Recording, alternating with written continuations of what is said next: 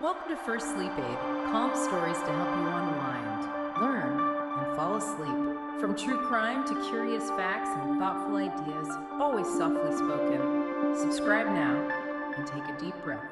You're in good hands.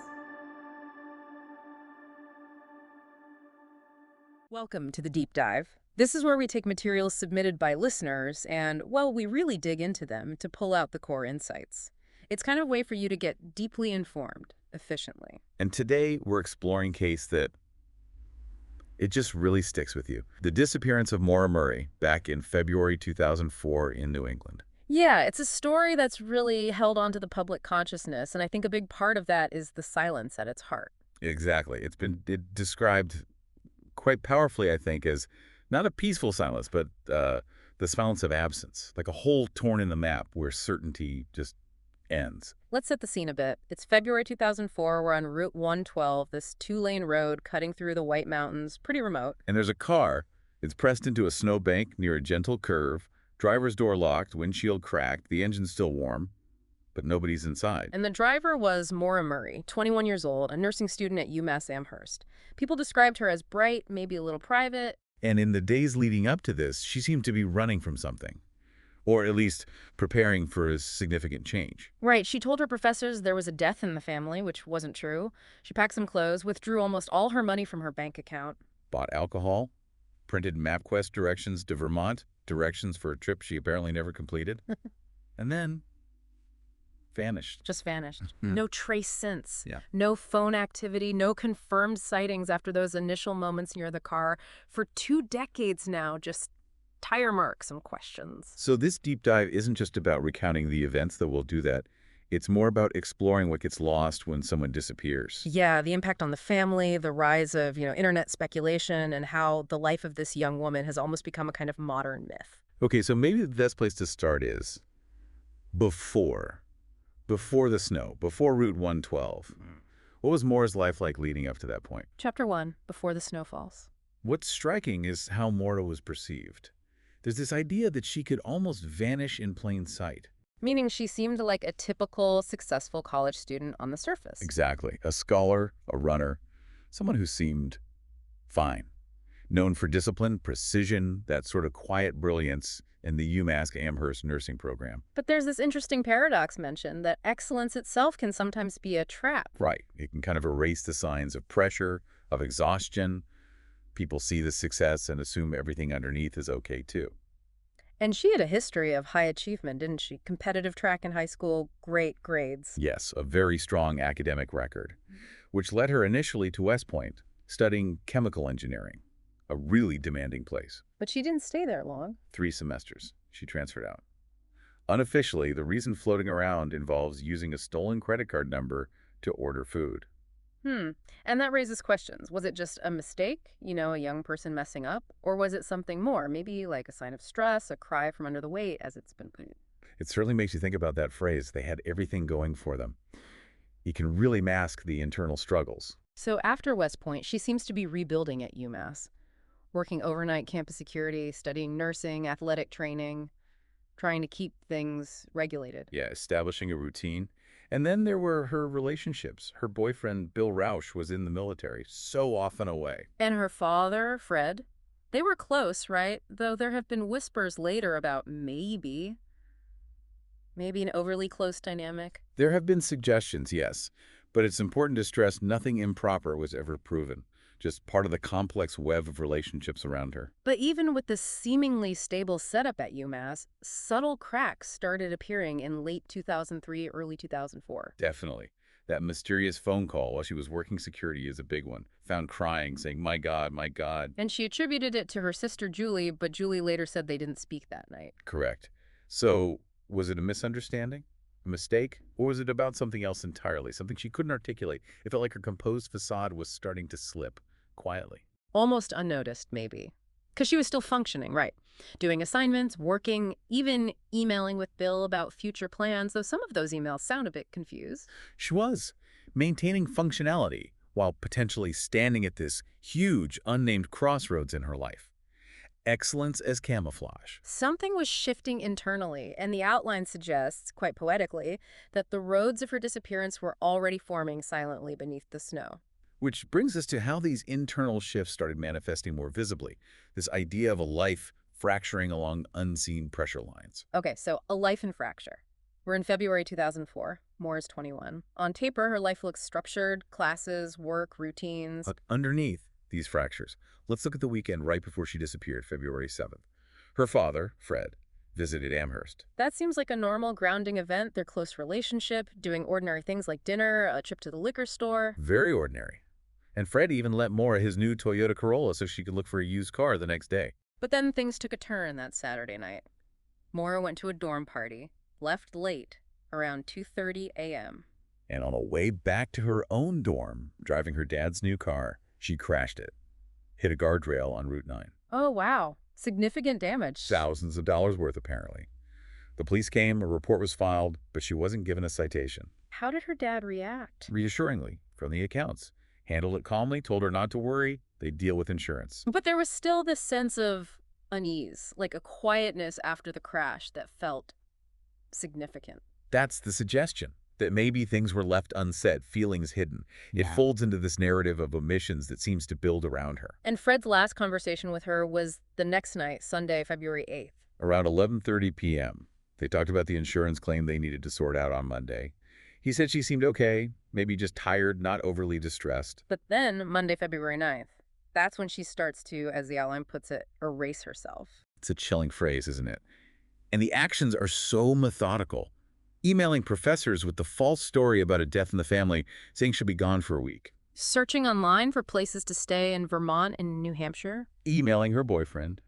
Emptying her bank account almost completely. Packing some things, boxing up others, even taking pictures down from her dorm room walls. It feels like, as you said, execution, not improvisation. There's this rhythm of control that seems to mirror the demands her life often placed on her. So, was it planning? Or was it a collapse? Or maybe somehow both at the same time? It's so hard to say.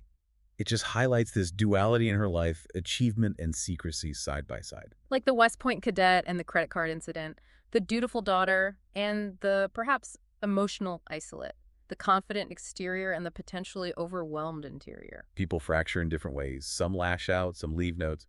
Maura, she left actions, but no explicit explanation.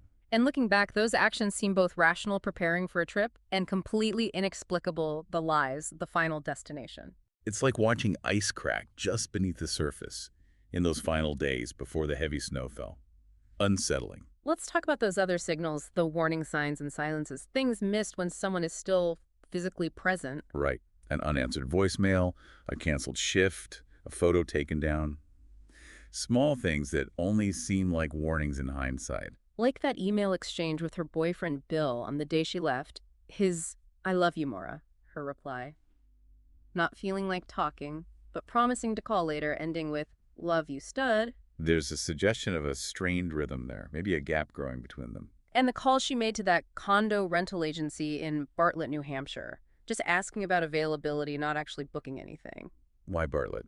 What was the significance of that place we just don't know is another loose thread. And the computer searches, directions to Burlington, Vermont, which is northwest. But her car was found northeast towards the White Mountains. Did she change her mind? Was she never really going to either place? Was the destination even fixed in her mind? More questions. Even the box in her dorm room, labeled neat, filled with textbooks. Was she clearing space or closing a chapter? But maybe the most significant emotional event in those preceding days was the voicemail from her sister, Kathleen. The one that Maura listened to at her security job and was found crying afterwards. Yes. Kathleen later confirmed she'd called from rehab after a relapse to say she was okay. The timing, the emotional weight of that call. It might have broken something open for Maura, who was already trying so hard to hold everything together. It's just devastating how silence only seems to speak volumes when it's too late. Nobody knew those were her final days in that context. Nobody heard a warning in her voice. Nobody was listening for an ending because she was still there, still smiling, emailing, driving. We just operate with this fierce belief that people will always be there until they're not. Okay, chapter 2, the day she left.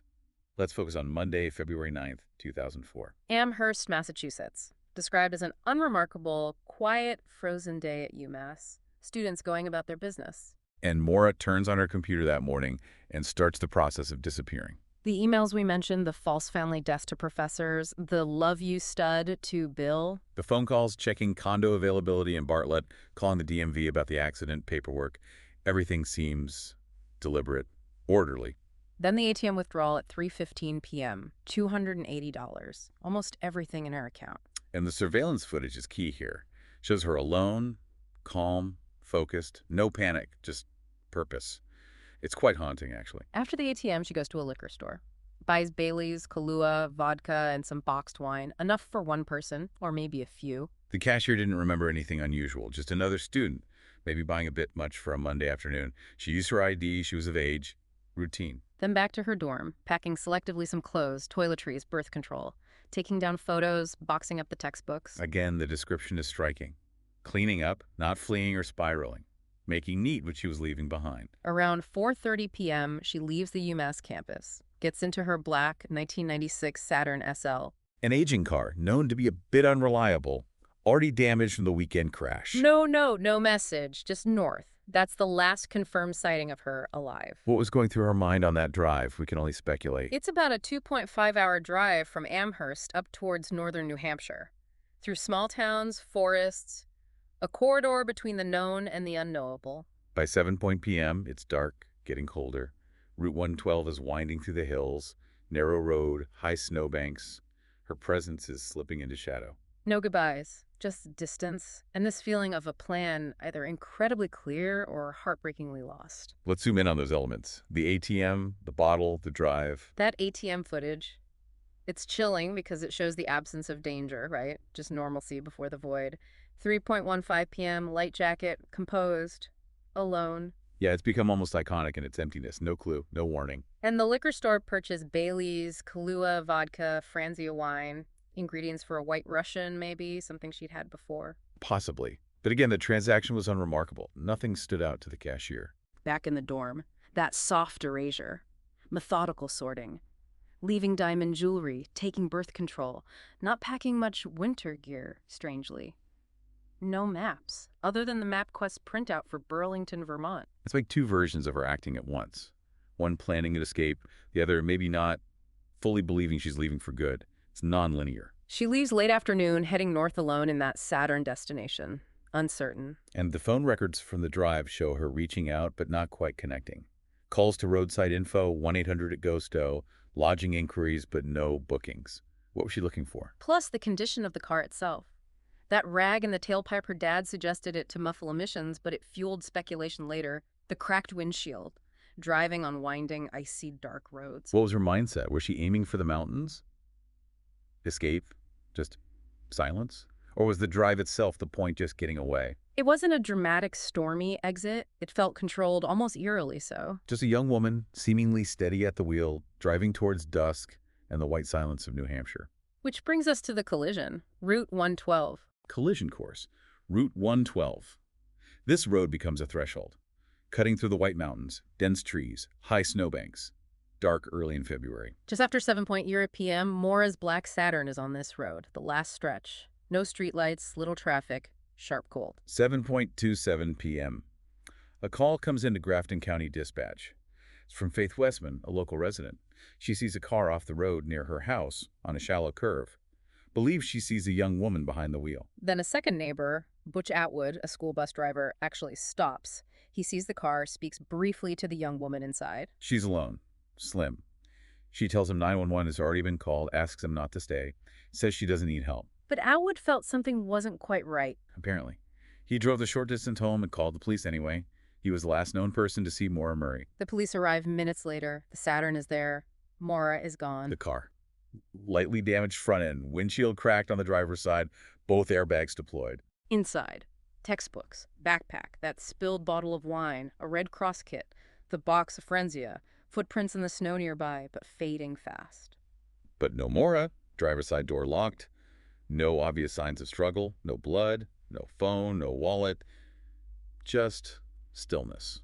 The responding officer, Sergeant Cecil Smith, his initial thought was maybe she fled on foot. Into the woods, maybe to avoid trouble, wait things out. That was the initial theory. But extensive searches found nothing.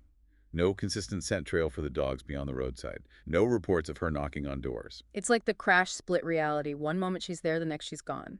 And the theory started immediately, or soon after. Yeah. Picked up, staged vanishing, succumbed to the cold.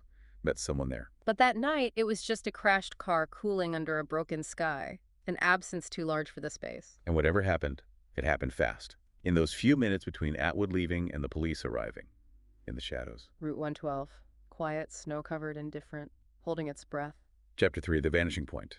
This focuses on those critical moments right after the crash. And the idea that some mysteries start with what we almost saw. Exactly. For a few minutes after 7:27 p.m., that stretch of Route 112 was intensely observed, at least from a distance, by people in 3 nearby houses.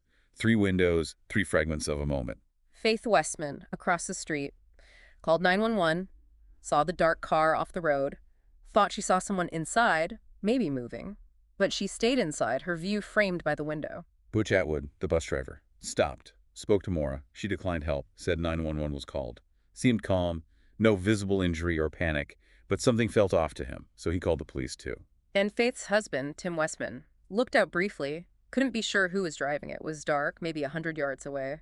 Saw some motion, but wasn't sure if it was inside the car or someone stepping away. And then Sergeant Cecil Smith arrives at 7:46 p.m., less than 20 minutes after Faith Westman's initial call. Maura vanished in that incredibly short window. Witnesses were present, looking, even speaking to her, but their memories are fragmented, vague, recalled too late.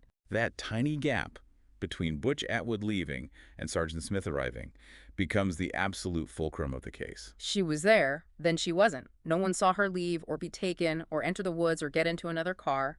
Nothing definitive. Atwood remembered her seeming sober or close to it. Later speculation brought in alcohol, head injury, fear of getting in trouble, but that was all after the fact. The truth is, nobody really saw anything clearly enough. Witnesses sometimes just give you the outline of the darkness, not the full picture. That window becomes a metaphor, doesn't it? The boundary between what we know and what's lost. Let's talk about the car itself. The Saturn in the snow. What's left behind sometimes speaks louder than the person who's gone. Moore's black, 1996 Saturn SL. Nose first in the snowbank. Quiet. Inert.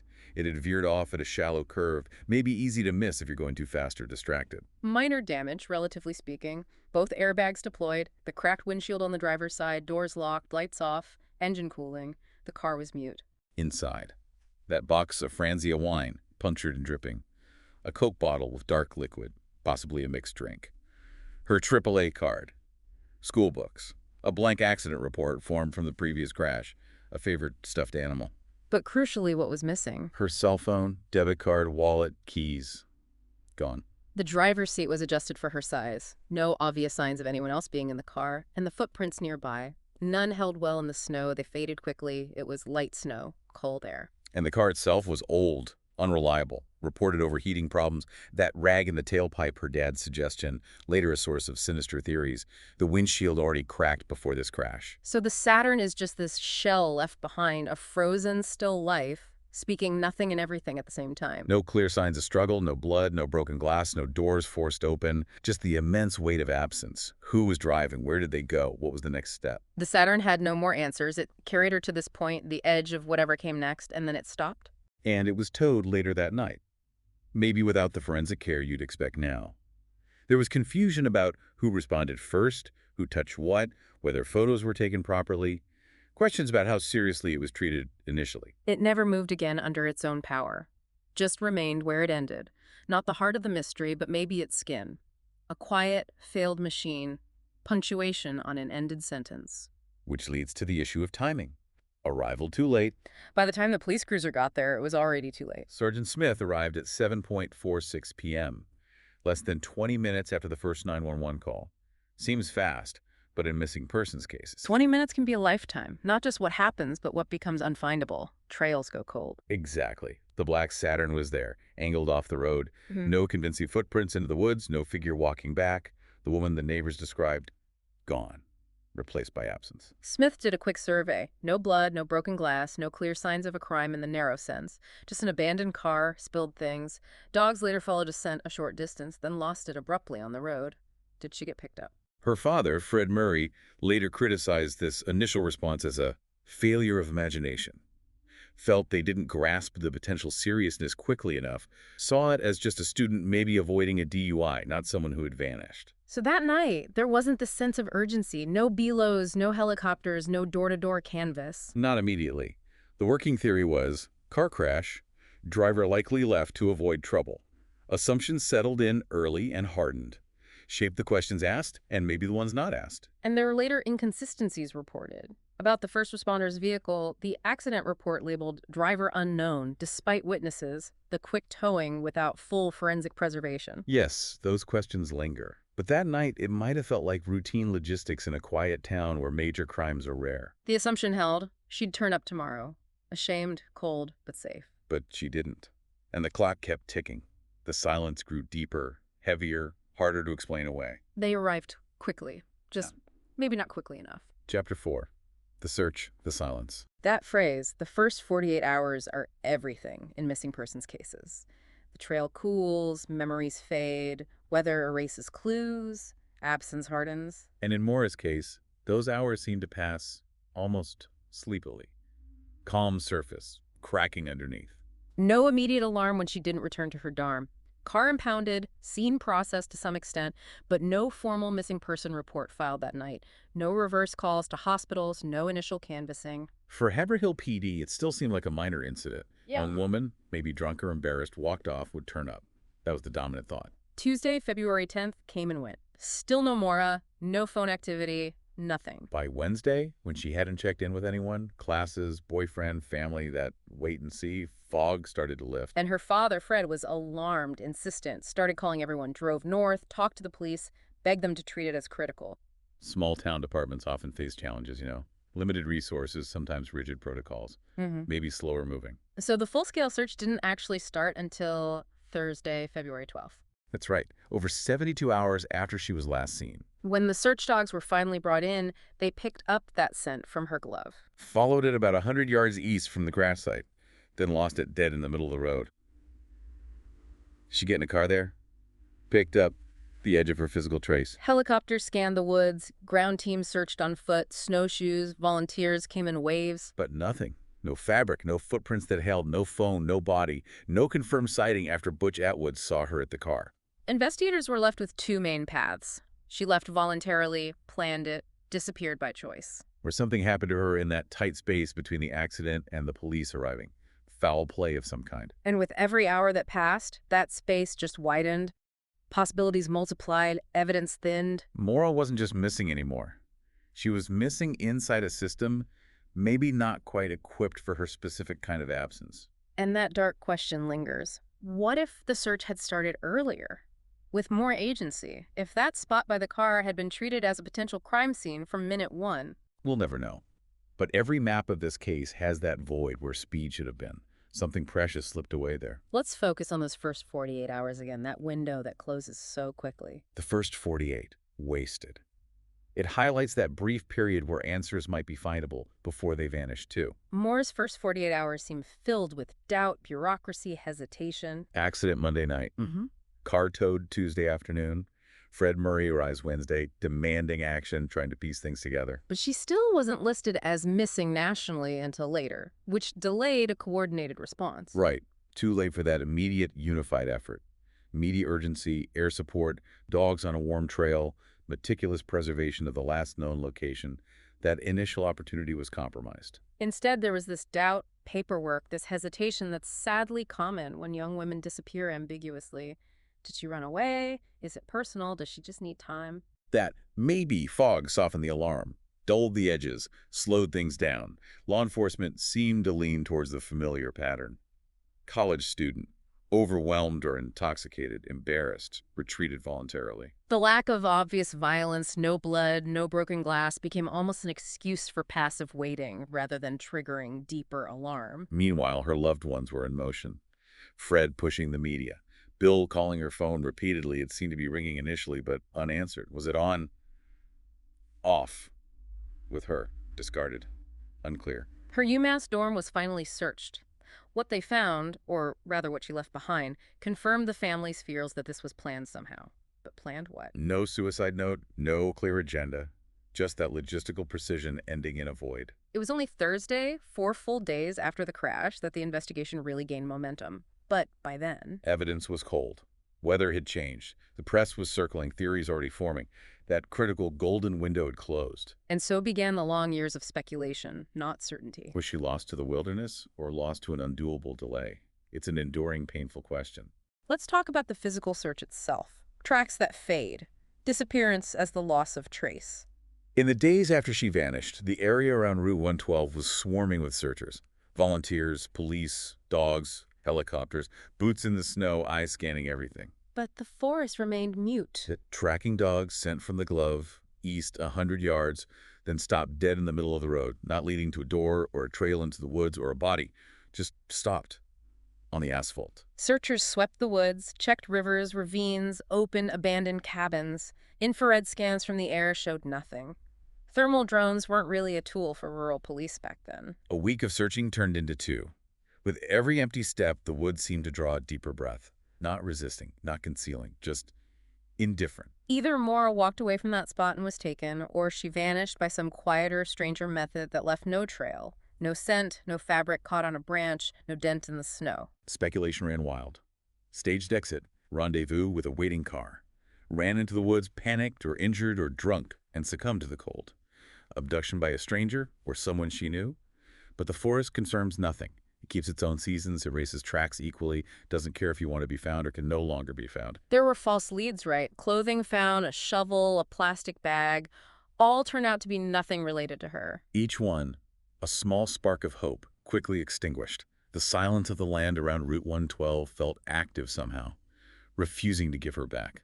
And Fred Murray kept returning. His war of proximity, walking the route, standing at the bend, trying to see what she saw, feel what she felt. But there was no path, no footprint, no imprint of her last choice. Just the white snow, the road, the place where the world stopped leaving clues. Chapter 5. Theories and Narratives. When certainty vanishes, stories rush in to fill the gap. And Maura's case has this unique quality. It's not just the disappearance, but the meaning people attach to it. The outline highlights 3 dominant theories. Not proven, but kind of archetypal explanations. First, the stranger abduction in the woods. This one is haunting, almost cinematic. Young woman crashes, isolated spot, a stranger arrives, she's taken quick, silently. The dense forest, sparse houses, the timeline is tight, but maybe possible. Supporters point to the abrupt scent loss, the missing wallet and phone, the seemingly clean scene with no obvious struggle. It relies on a belief in a silent, opportunistic darkness. It's possible, terrifying, but completely unproven. No witnesses, no forensic link. Second theory, the familiar someone she knew. This one feels quieter, more intimate. The idea she was met by someone she trusted, or someone who knew her schedule, knew she might be vulnerable. Speculation has touched on her boyfriend, her father, other acquaintances. But everyone seriously mentioned has had an alibi, right? No solid evidence, no forensic link, no confirmed lies that implicate them. Correct. But the theory persists because of that uncomfortable idea that harm can come from proximity, that danger might wear a familiar face. In the absence of clear answers, suspicion can spread easily. And the third major theory, the escape more left by choice. This one seems simplest on the surface, but maybe the hardest to accept given the total lack of trace. The idea she planned to disappear, start over, find freedom. The crash wasn't the tragedy, but the transition point. Supporters point to the computer searches for lodging, the MapQuest directions, packing bags, the lies to professors, the cash withdrawal, the alcohol. Signs of preparing to leave, not necessarily to die. But the big questions remain. Leave to where? With what resources? How has she remained completely untraced for over 20 years? No confirmed sightings, no new identity found, no digital footprint. Vanishing is one thing. Staying vanished is incredibly difficult. So these 3 narratives, abduction, betrayal, escape, they just loop endlessly. A carousel of maybe. None proven. All just plausible enough to keep circulating. Each one sounds like the answer, depending on how it's told. Maybe the real story isn't which theory is true, but why we feel such a need for one of them to be true. Exactly. Which leads to accidents, lies, and what we want to believe. We don't fear mystery as much as senselessness. We fill the silence with theories because we need answers, structure, a story with a shape. And Maura's case resists easy categorization. Details suggest an accident, the crash, the spilled wine. Details suggest planning the packed bags, the lies. Details suggest trauma, the crying at work, the tight control beforehand. None fit perfectly, so we use narrative glue. We pick the version that resonates with our own fears or hopes. Escaped, taken, spiraled inward. But these are stories built around a void, not conclusions drawn from evidence. And our storytelling reveals our own needs. The escape fantasy affirms the idea of reinvention. Abduction speaks to our deepest fears of random violence. The familiar betrayer taps into ancient wounds. And what gets lost in all this storytelling is Maura herself. Not the idea of her, not the puzzle piece, but the actual person. Complex, flawed, promising, maybe afraid. She didn't exist to fulfill a genre, yet she became this prototype missing white woman. In the media of the early 2000s, young, educated, attractive, a blank slate for projection. Her image endlessly debated online. Sometimes the innocent victim, sometimes a manipulator, sometimes just a cipher. Perhaps the most painful truth is that sometimes people vanish, not because a story was written for them, but because they stepped into a space where narrative itself fails. And when that happens, we lose not just the person, but our sense that the world is legible, that things make sense. Which brings us to the allure of the unresolved. We're taught to fear endings, but maybe we really fear the lack of an ending even more. The human mind hates a blank space, especially where a person used to be. Why does Maura's case endure so strongly? It's not necessarily unique in its mystery or tragedy, but it remains open after all this time. Open means interpretable. Interpretable means it stays alive in the cultural imagination. Unsolved cases become mirrors, myths. We revisit them not always for truth, but to rehearse our discomfort with not knowing. It can be an addictive rehearsal. Scrolling forums, dissecting logs, analyzing that ATM footage like it's the Zapruder film, asking why. Why that road? Why no trace? Well, really asking, can the world still make sense? A solved mystery is history. An unsolved mystery belongs to us, the living. And the internet didn't invent this, but it industrialized the obsession. Maura's case hit right at that intersection of online forums, true crime fascination, digital access. It was one of the first to have this intense second life online. Her timeline dissected by strangers, her family questioned, her memory pulled every which way by people who never knew her but felt entitled to interpret her story. The unresolved invites projection. You can play detective, savior, profiler, psychologist. And slowly, the focus shifts from justice to meaning. But meaning doesn't always arrive on schedule. Sometimes, only absence remains. And in that absence, Maura became rare. Not forgotten, but ungraspable. A name that lingers, a face that resurfaces, a story that never closes. Maybe what haunts us most isn't that she disappeared, but that we still don't know how to stop looking. Chapter 6. Echoes of Maura. It's important to remember she was a person before she was a case. Absolutely. A daughter, sister, student. Had routines, flaws, ambitions, like track, pizza, running. Wore hoodies, made mistakes, tried again. She was alive. The Maura we discuss now, 2 decades on, is often a reconstruction, a narrative symbol. We have to try and glimpse the person. Yeah. Smart, focused, private, but loyal. Preferred silent burdens to asking for help. Kept schedules, ran competitively, chose nursing. Maybe for its structure. Control. But she also struggled. West Point suspension, that strange theft incident, the crash right before she vanished, signs of pressure mounting. Not indictments, just human moments. Her life seems like this constant effort to stay upright under invisible weight, perfection, expectation, fear, holding on to the success narrative while maybe unraveling inside. Many of us can recognize parts of that. Maybe that's why her story resonates. She wasn't extraordinary, except perhaps in how much she hid. And there's a chilling thought there. If Maura bright, loved, promising, could vanish, then our own potential vanishing doesn't feel so remote. There's a danger in this prolonged attention, isn't there? Distortion. The real Maura blurs, becomes flattened. The runner, the dropout, the liar. But she was just Maura. Never got to explain herself, finish her sentence, make peace with the messiness of youth. The girl we thought we knew might never have existed in that simplified form. The one who did. She disappeared before the world really met her. Let's talk about her father, Fred Murray's long road. Some fathers build things. Fred refused to let something fall apart. When Maura vanished, he picked up the pieces immediately. Instinctively knew, perhaps, that this wasn't just her being late or hiding. Something bigger had happened. In those early days, while police were maybe more cautious, Fred was in motion. Drove to Haverhill, walked the roadside, knocked on doors, asked questions, took notes, pressed police for answers they didn't have. He stood where the scent dogs lost the trail, looked into those woods, spoke to cameras, demanded help when the system seemed slow. He became the public face of the case, didn't he? The backbone for the family, but also eventually a complication for investigators. He was tireless, but not always tactful. Openly criticized the police missteps, withholding information, lack of urgency, clash with officials, journalists, even family sometimes. Behind that sharpness, though, unimaginable grief without direction, love with nowhere to go, a father trapped in tragedy. Prolonged grief warps time. Fred searched for years, not days or weeks, filing FOIA requests, mapping routes, returning to Route 112 again and again. His core belief never wavered. Maura met someone, foul play was involved, she didn't choose this. Someone knows something. Over the years, his public image shifted. Heroic to some, obsessive to others. Questions about his behavior mixed with admiration for his focus. But the constant was, he kept showing up. Interviews, searches, courtrooms, keeping her name alive in memory of his silent daughter. His road didn't end. He walked it for her. Not necessarily believing he could bring her back, but knowing that stopping the search meant letting her go. And that was never an option for him. This leads to the broader impact, the private cost of public loss. Some losses are carried quietly, others are dissected loudly by strangers. When Maura vanished, her family lost her, but they also lost the right to grieve in private. From the first news article, she became public. Public grief gets interrupted, interpreted, judged, edited, reshaped. Cameras came early, documentaries followed, bloggers speculated endlessly, podcasts parsed every detail, social media amplified everything. It must be incredibly disorienting.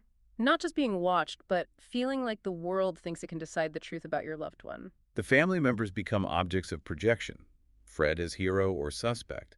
Siblings praised or critiqued. Even Maura judged posthumously her packing, her drinking, just for being hard to understand. The case becomes noise, and the loved ones struggle to hold on to something real within that noise. Losing someone without a trace is agony. Becoming a character in their public story without choosing to, that's a second loss.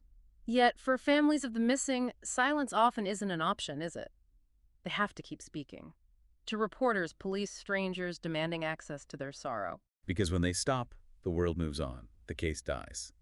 So they stay in the spotlight, not for fame, but to keep the name alive, preserve that space for answers. It's a cruel paradox, reliving the pain over and over, precisely not to lose the person a second time to forgetting. Maura's family has endured this for over 2 decades, learning to balance memory and exposure, carry her name through the assumptions, wait in public for a closure that remains elusive. What is closure when your loved one becomes everyone's mystery and no one's answer? Chapter 7. What remains? The gravity of absence. Absence isn't just nothingness, it has its own weight. And the longer someone is missing, the more tangible that absence becomes.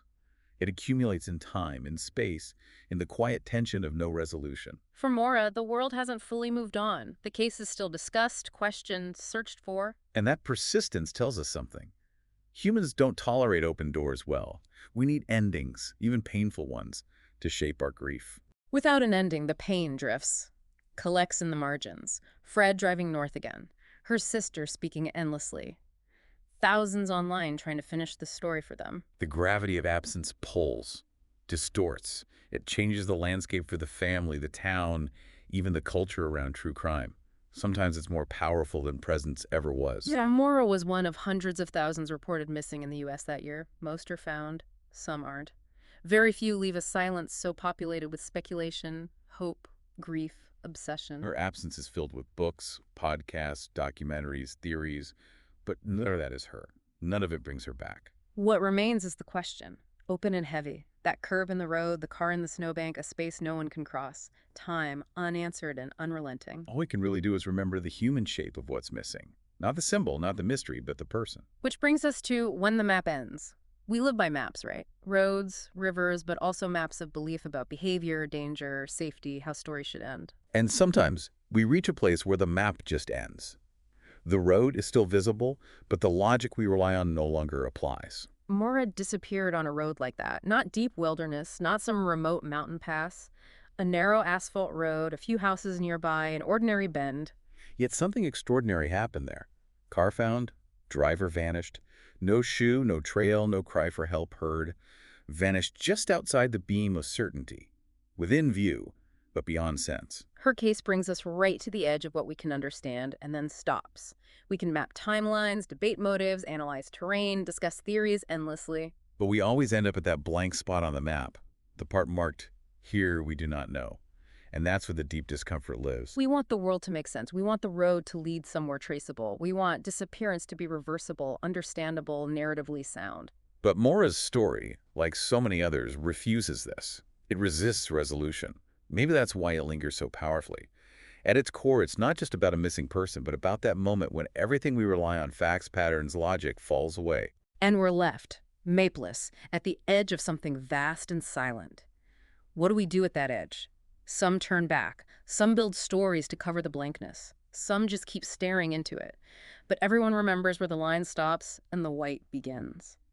Finally, Maura remembered. In the end, all we have is memory. And memory isn't an archive, it's an echo. Most memories fade, soften, edges blur, details give way to feeling. But Maura's memory is different. It's paused, frozen, stuck in one season, one set of actions, one unfinished gesture. She hasn't aged, returned, changed careers, failed, redeemed herself, healed. She only vanishes again every time her name is spoken in this context. To the world, she's a case. To the internet, a cipher. To many, a symbol. But before all that, she was just Maura, a young woman, complicated, brilliant, maybe quietly overwhelmed, trying to hold it all together. Photos survive, smiling with teammates, leaning on her sister, looking off camera with that unreadable expression, both calm and distant. Maybe in that stillness we come closest. Not in the search grids or forum posts or theories, but in the quiet recognition that she was real. She had favorite foods, fears, people she loved, laughter, doubt, silences she couldn't fill. She had time, until suddenly she didn't. To remember Maura isn't to solve her. It's to refuse to reduce her. To say her story matters, even if we never know the ending. Her absence has weight. Her life left marks on people, on places, on the map itself. We remember her not just as a question, but as a person who deserved answers. And until those answers come, maybe the best we can do is carry her forward, not through endless speculation, but through care. Holding her name gently, saying it with gravity, refusing to let unsolved become forgotten. Maura Murray, born May 4th, 1982, disappeared February 9, 2004. Still missing, still missed. The disappearance of Maura Murray remains a profound and lingering mystery, a stark reminder of how a seemingly normal life can conceal hidden struggles, how crucial the initial response is in missing persons cases. It underscores our fundamental human need to create narratives in the face of uncertainty and highlights the enduring impact on those left behind, forever grappling with unanswered questions. Consider the moments in your own life where things might not be as they appear on the surface. How do we truly see and support those around us before silence becomes the loudest answer? What responsibility do we have in how we engage with unresolved stories and the real people at their center?